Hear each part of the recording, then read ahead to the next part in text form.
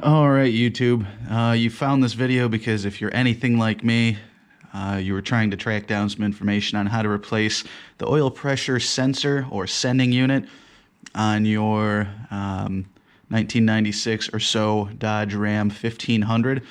This specifically deals with the 5.9 liter V8. I'm sure there's a lot of similarities in other motors for this particular replacement. I'm going to start by showing you the setup that you'll want to go with to pull this out, and we'll get to where it's located on the motor. In this first picture, this is a picture of my socket wrench with an extension on it. You'll need that extension and this special tool that I've taken a picture of next to the old faulty oil pressure sending unit. I picked this up at my local auto shop. It was about 13 bucks, and I'm sure I overpaid for it, but it's something you can keep around forever and ever and loan out to your other friends when they need to do this same replacement.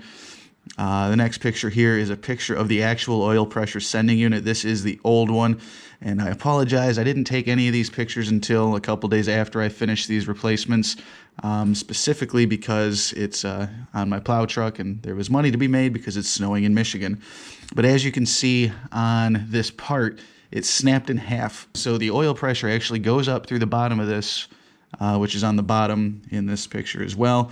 Hits some sensor, goes up into the top, which is this electrical unit, and sends a signal back through a wiring harness to the gauge on your dashboard.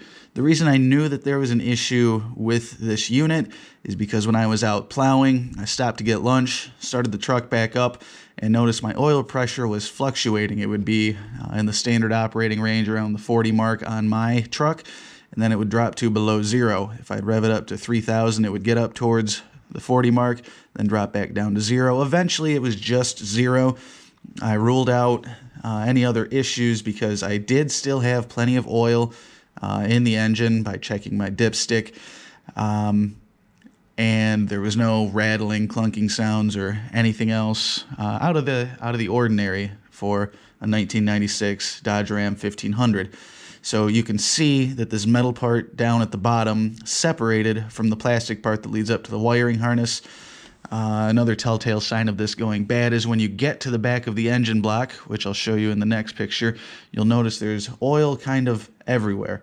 And that's because it's shooting out of that little crack that you see there. This next picture is a picture of the inside of that special deep well socket that I bought for pulling this sensor out. There's grooves around the sensor, and I apologize that I don't have a picture of the new one before I installed it. There's grooves around the sensor that line up specifically to this tool, and from what I've been told, it's universal on pretty much any oil pressure sending unit. So once you have this, you can help anyone with their oil pressure sending unit situations. The next picture here, this is a picture of my engine bay. You'll notice that it's a very Michigan-worn 1996 Dodge Ram 1500. This is the 5.9 liter V8. You can see right across the middle of the screen is that cold air intake.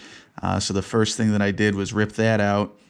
It's a fairly easy process to take that out. It'll give you a lot better, a lot easier access to the oil pressure sending unit, which is behind all of that air intake that you see there. On this next shot here, I move to the side. This is from the passenger side facing towards the driver's side, pointed at the back of the engine block. In this picture, you can hardly see anything because there's really not much to be seen. The space that you're working with is between those two wiring harnesses that are run alongside the engine block, and it's a very tight squeeze. I'm fairly tall myself, and I had to bring a bucket out to stand on so that I could properly reach my arm back into the area I'd be working. The next shot is once we get back behind the engine bay. This is what I couldn't find anything about online. There's 3 holes, and 2 of these holes are used as mounting spots. One of these holes that you can't see at all is actually where the oil pressure sending unit came from. And in this next picture here, I circled it with a little red circle because you don't want to be like me and spend 2 to 3 hours trying to screw this oil pressure sending unit into this big silver hole that you see here, because that isn't actually a hole. It's not threaded. It's not made for putting anything into. It's a stabilizer of some sort for mounting things onto. There's someone out there who knows a lot more about trucks than I do that can tell you exactly what this is for.